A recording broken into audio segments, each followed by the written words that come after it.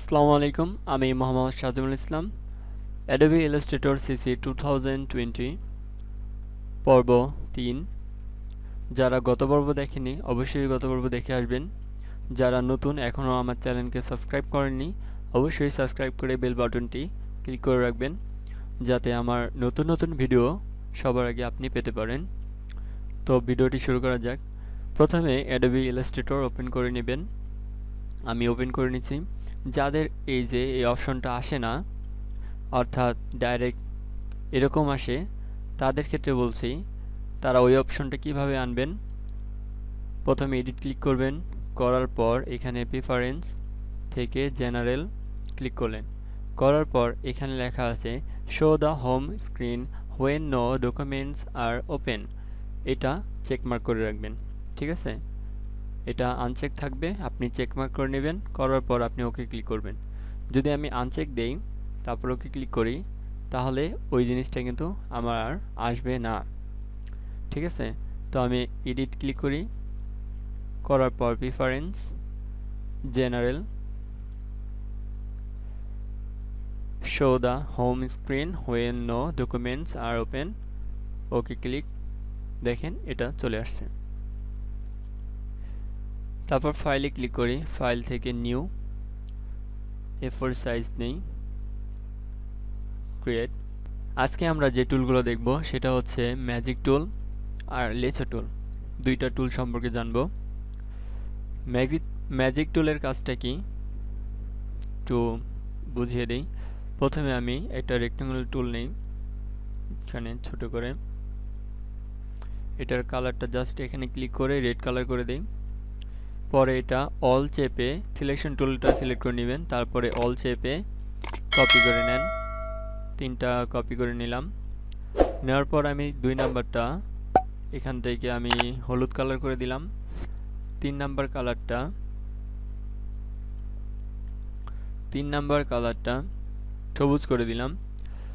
যদি আপনি ভুলবশত এখানে ডাবল ক্লিক করেন, দেখেন আপনার কিন্তু এটা হাইট দেখাচ্ছে, এটা কিন্তু কাজ হচ্ছে না।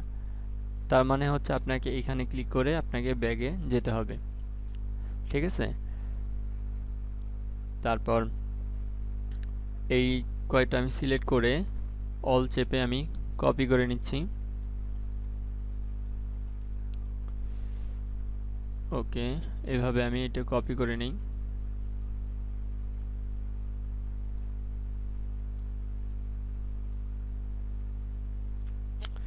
কপি করে নিলাম।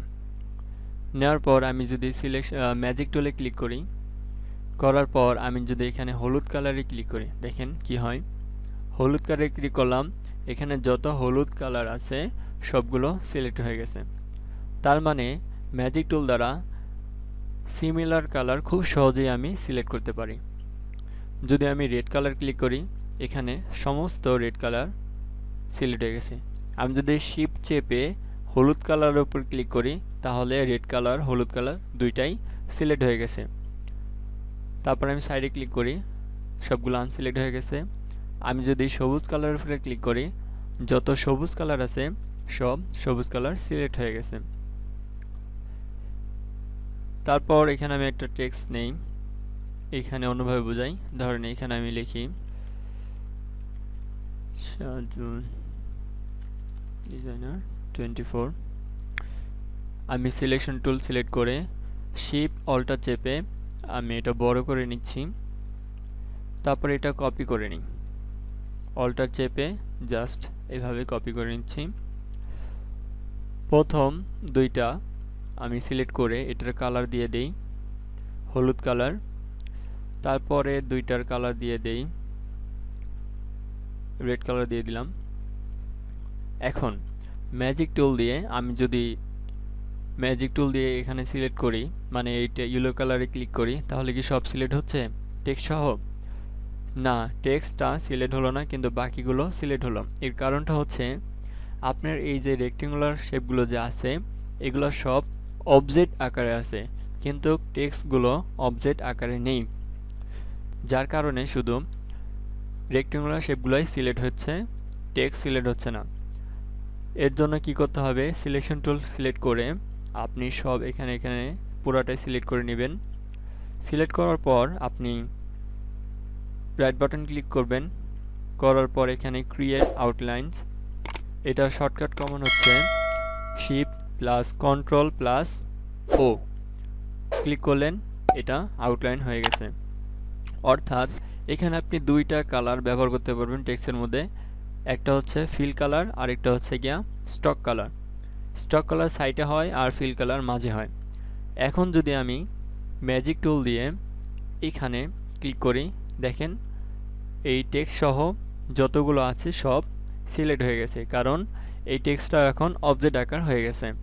যদি আমি রেড কালার ক্লিক করি, দেখেন রেড কালার হয়ে গেছে।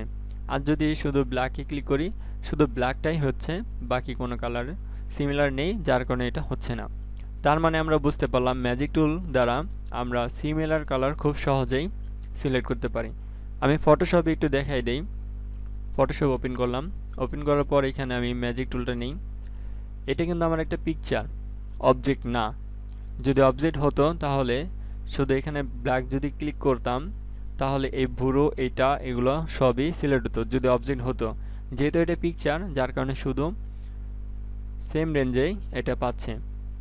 তো আমি যদি এখানে ক্লিক করি, দেখেন এই কালারটা সিলেক্ট হয়ে গেছে, বাকি কালার কিন্তু সিলেক্ট হয় নাই, তার মানে বাকি কালার সিমিলার না।